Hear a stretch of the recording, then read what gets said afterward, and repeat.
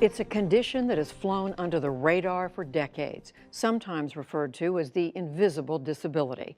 We're talking about fetal alcohol spectrum disorder, which can happen if a mother drinks during pregnancy. Amna Nawaz reports from Minnesota on the problem and recent research that suggests it may be far more common than previously thought. Here's the first of her 2 stories on the subject. That's my feet. Moses looks and sounds like your average, healthy 5-year-old. Hey, Dad, can we go now? But his dad, Brandon, noticed Moses didn't always act like one. He has trouble with loud noises. He sometimes gets very upset, much more easily and intensely than other children. They're at the University of Minnesota Masonic Children's Hospital to try and find out why. Where should I listen with my stethoscope? Yeah, good. One possibility, Moses might have fetal alcohol spectrum disorder, or FASD, caused by prenatal alcohol exposure. Moses was adopted, and Brandon believes his birth mother drank while pregnant. Dr. Judith Eckerly specializes in adoption medicine and sees a lot of families struggling with FASD.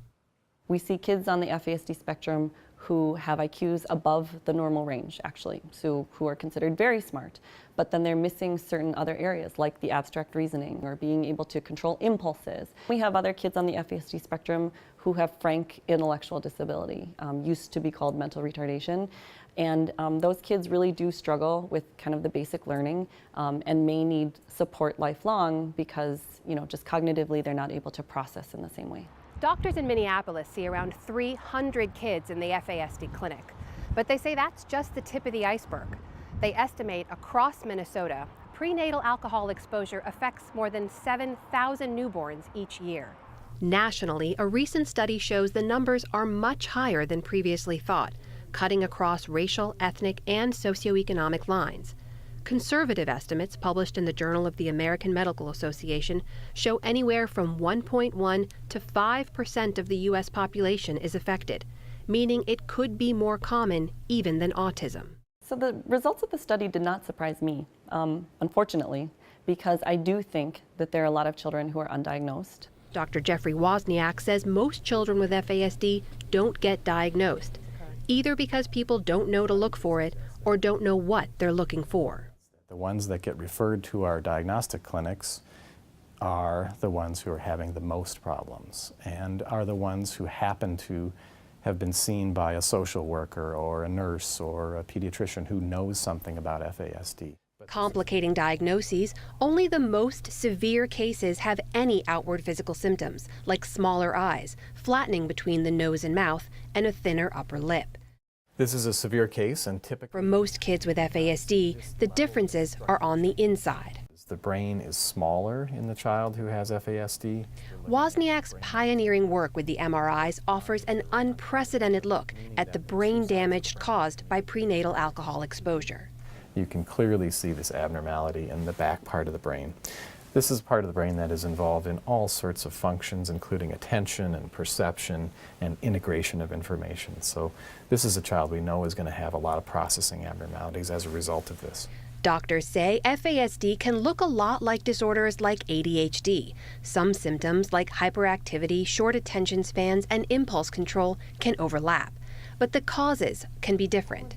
Pediatrician Eckerly takes a page from a favorite children's book to explain. Amelia Bedelia was very concrete. She could understand if you said, go draw the blinds, Amelia. She would sit down and draw a picture of blinds instead of closing them because she didn't know there were multiple meanings.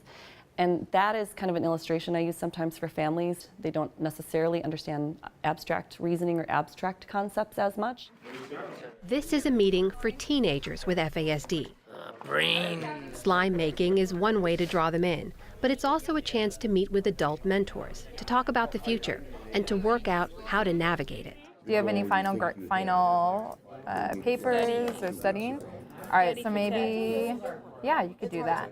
Study for an exam. What about their blue lightsaber? It's also a chance for kids with FASD to hang out together, to feel understood, in a world where they are often not. Stand Ruth Richardson is the director of programs for the Minnesota Organization on Fetal Alcohol Syndrome, the sponsor of this meeting. This can also be a very isolating experience for families because if their family members don't understand FASD or their overall community doesn't understand the disability, we've seen families who are afraid to take their kids to church because they don't want to deal with the shame or the stigma when people don't understand the disability. Dave Rigi adopted Ben when he was 5 years old. Everybody who's here basically has the children with the same problems. I mean, it's not like anybody looks at anybody else and says, well, geez, that's just kind of strange because everybody's in the same boat, so it works all good. Lisa Joy says the group is good for her son Andrew and for her as well. Parents can come together and get to know and connect and find out what they're doing to help their kids and kind of similar struggles, that what they're doing to overcome them, and just that support is really important. Do you want the O's or the X's? Even though there's no known cure for FASD, experts say early intervention can help mitigate the symptoms. Moses' dad, Brandon, says he'll make sure his son's future will be just as bright. Love all of our kids the same, doesn't change anything. You know, if that's the official diagnosis, that's something we'll work on to channel him to the right people, and he still lights up a room. He's still the same great kiddo that we see every day. For adoptive parents, an FASD diagnosis, difficult though it may be, doesn't carry with it the weight of any guilt.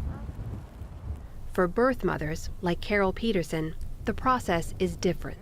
Peterson struggled with alcohol for years and was drinking before she knew she was pregnant.